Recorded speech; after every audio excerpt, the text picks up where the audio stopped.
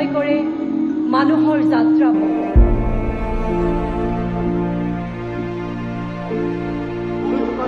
ডাঙৰ কথা, যাৰ যিমান সামৰ্থ্য আছে, যাৰ যিমান দূৰলৈকে যাবলৈ মন আছে, সি সিমান দূৰলৈকে যাব পাৰে।